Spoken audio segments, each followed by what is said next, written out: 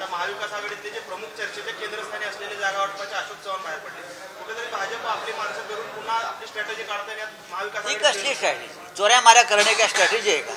पाकिटमारी करणं, चोऱ्या माऱ्या करणं, भ्रष्टाचारांचा सत्कार करणं, खुनी दरोडे बलात्कारांना घेणं, ही काय स्ट्रॅटेजी असते का? हा कुठली स्ट्रॅटेजी? हा चाणक्याचा विदुराचा अपमान आहे याला स्ट्रॅटेजी म्हणत असाल तर. अशोक चव्हाण हे 2 वर्षापूर्वी पक्ष सोडणार होते, तुम्हाला मी आता सांगतो. एकनाथ शिंदे यांच्याबरोबरच त्यांचं काँग्रेस पक्ष सोडण्याची योजना होती. तुम्हाला माहीत असायला पाहिजे मराठवाड्यातला पत्रकार. अशोक चव्हाण हे आता नाही, गेल्या काही काळापासून धडपडतात पक्ष सोडण्यासाठी. त्यांना आजचा मुहूर्त मिळाला असेल तर तो त्यांचा प्रश्न. पण त्यांनी माझ्यासोबत सुद्धा काम केलेलं आहे. त्यांचा आणि आरोप मात्र तुम्ही केलेले नाही. त्यांचा आणि आमचा संबंध माननीय उद्धवजी आणि त्यांचं जे संबंध होता अत्यंत जिव्हाळ्याचा होता. ते अत्यंत हुशार राजकारणी, चांगले प्रशासक होते, हे नक्कीच मान्य केलं पाहिजे. त्यांना महाराष्ट्राच्या राजकारणाचा प्रदीर्घ अनुभव होता. काँग्रेस पक्षाच्या संघटनात्मक बाबींवर त्यांचा अभ्यास आणि त्यांची पकड होती, हे मान्य केलं पाहिजे. पण त्यांनी हा घेतलेला निर्णय आहे हा काँग्रेससाठी धोक्याचा नसून त्यांच्या स्वतःच्या राजकीय भविष्यासाठी धोक्याचा आहे. काल संध्याकाळीच उद्धव ठाकरे आणि अशोकराव चव्हाण यांची चर्चाही झाली. काल त्यांचा फोन होता, दोघांनी चर्चा केली. उद्धवजीने त्यांना सांगितलं आपण चुकीचा निर्णय घेतला.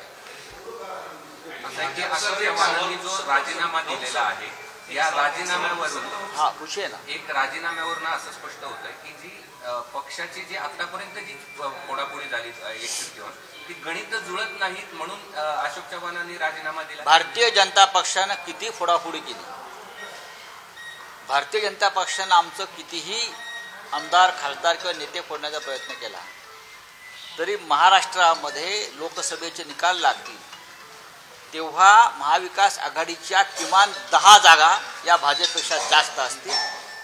आणि देशाच्या पातळीवरती मी सांगेन किती फोडा देशभरात तुम्ही आमचे लोक किती जणांनाही तुरुंगात टाका, आम्ही इंडिया म्हणून आमचं बहुमत हे 50पेक्षा जास्त असेल.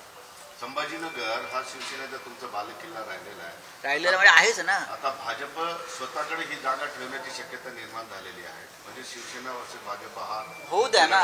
कारण देशाचे नेते आता प्रचारासाठी देशाचे काय त्यांनी जो बायडेनला आणावं ना, तरी पण इथे शिवसेना जिंकेल.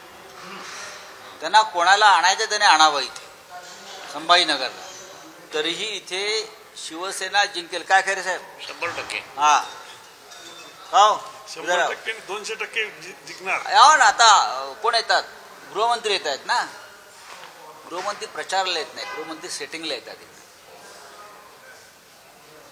त्यांनी जो बायडेनला आणावं, त्यांनी ब्रिटनच्या प्रधानमंत्र्याला आणावं, कुठून नाही आणावं. आता अबुधाबीला प्रधानमंत्री चालले आहेत मंदिराचं उद्घाटन करायला, तिकडल्या लोकांना आणावं.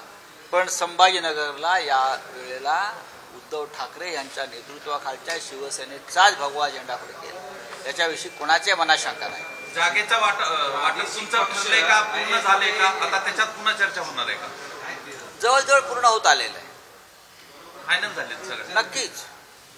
तुम्ही माझ्याकडे पाहून तुम्हाला खात्री पटली पाहिजे की जागा वाटपामध्ये कोणतेही ताणतणाव नाही. महत्वाचं सूत्र असणारे काँग्रेसमधलेच बाहेर पडले.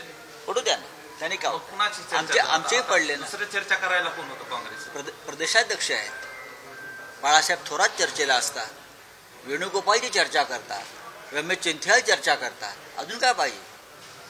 आता का महात्मा गांधींना चर्चेला बोलवू? संभाजीनगरची जागा तसं शिंदे गटाने 5 दिवसापासून तयारी केली होती लढण्यासाठी, भाजपनं त्यांच्याकडून घेतली. मला माहिती हे गट वगैरे आम्ही लक्षात ठेवत नाही. तात्पुरत्या गोष्टी असतात. कसले गट बीट हे काय असे गटबीट निवडणुका लढतात का लोकसभेच्या? हिंमत लागते लोकसभा लढायला. किती काय फॉर्म्युला ठरलाय जरा सांगता? भाजपचं टार्गेट प्रादेशिक पक्ष संपवणं आहे. पहिल्या 1.5 वर्षामध्ये शिवसेना फोडली, त्याच्यानंतर NCP फोडली, त्याचबरोबर राष्ट्रीय पक्ष असल्या काँग्रेस सुद्धा इथं फोडलेलं आहे.